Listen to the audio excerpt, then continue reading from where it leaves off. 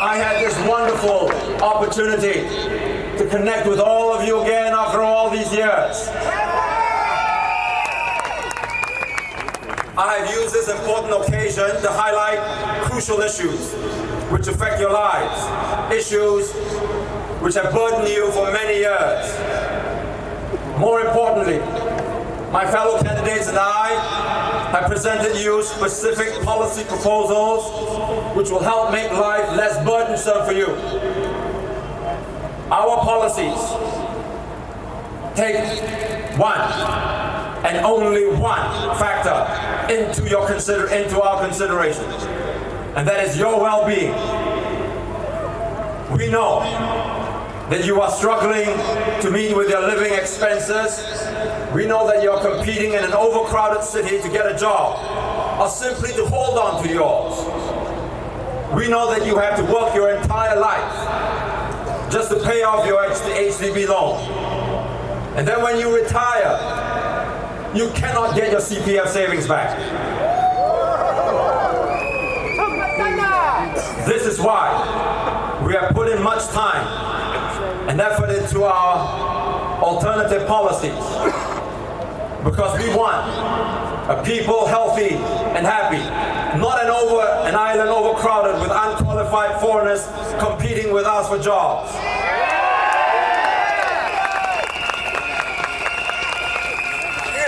To this end,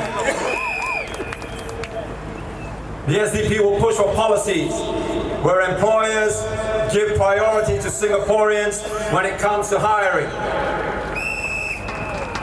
We want to make our housing truly affordable, where our HDB flats don't cost us a lifetime to pay off. To do this, we will advocate that the government does not include land cost into the price of new HDB flats.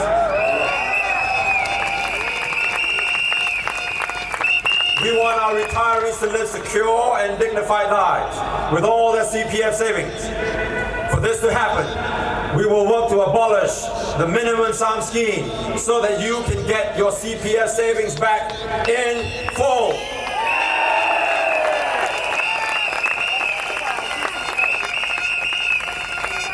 We want Singaporeans to have a better work-life balance, where our people are not so stressed. To do this, wages must rise in tandem with the cost of living in Singapore. We cannot be the most expensive city in the world and then have our wages stagnate for our people. Yeah. We want to make our system transparent and hold the PAP accountable. We cannot and must not continue to write the PAP a blank check.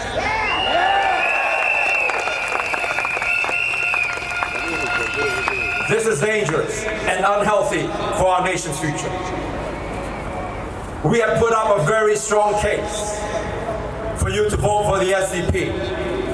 Not only have we published several alternative policy papers for you to consider, but we have also put together our Town Council management plan, where we spell out clearly and in detail how we are going to effect a smooth takeover and how we will more productively and effectively manage your Town Council.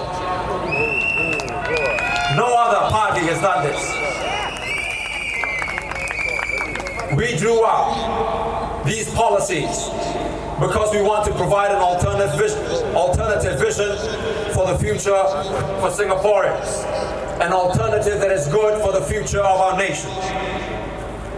In the past week, we have focused on three main issues: high cost of living, the retention of our CPF savings, and the continued importation of foreigners into our country. All these issues are, of course, interlinked.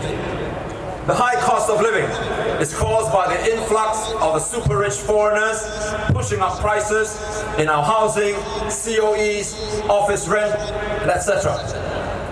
All this translates into financial pressure on our people. Survey after survey shows that we are one of the most, if not the most, expensive cities in the world. And the matter is worsened by the arrival of huge number of foreign PMETs who compete with us for jobs. And then you have the CPF minimum sum scheme, which makes life for our retirees even more difficult by retaining our life savings.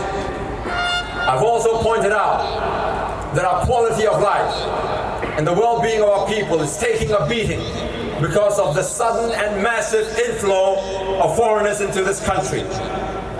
The strain of unfairly competing with foreigners, the overcrowding of our public places, the constant breakdown of our MRT system, all conspire to make life very harsh, very stressful for our people. Is it any wonder that studies repeatedly show that Singaporeans are the unhappiest and the most stressed out lot in Asia, if not the world? Now all this did not come by coincidence. They happened as a result of PAP policies. But I'm here to tell you that you don't have to live like that. You are not helpless. You are not powerless. You can do something about the situation. You have a way out, and that way is the SDP.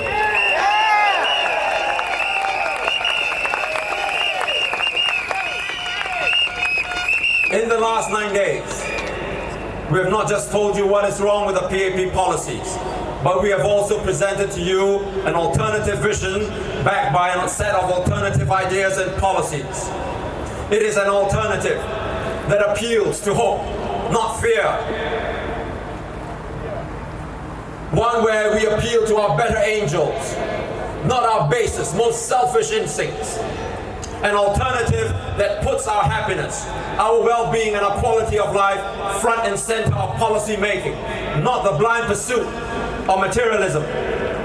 An alternative where the people have a say in a democratic society where the government serves rather than sues, debates rather than detains, and raises up rather than dumps down the people.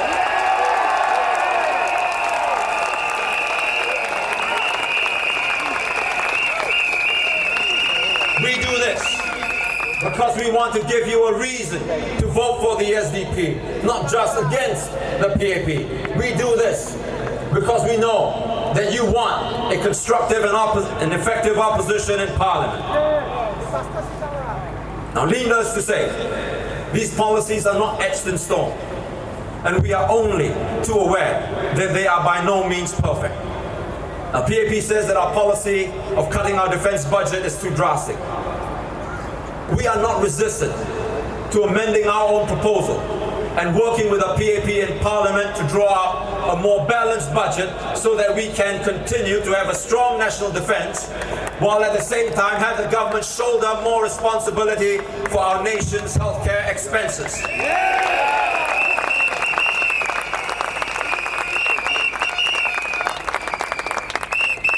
This is where the SDP comes in strong. We will table these matters when we are in Parliament so that we can have a rigorous debate and, where feasible, work with each other to come to a workable solution that will help the people. When I was in Raffles Place selling my book a few years ago, a lady, she looked like she was in her 60s. She came up to me and gave me $5. From her uniform, I could tell that she was a cleaning lady. I told her that I couldn't take her money and offered to give her a copy of my book instead. She said that she couldn't read. I said that I know she didn't earn a lot. I thanked her for her generosity and tried to return her the money. But she said to me, in Hokkien, "This country is mine too, and I have a share in it. 即係國嘅是我的，我也是有，你唔會使問我嚟。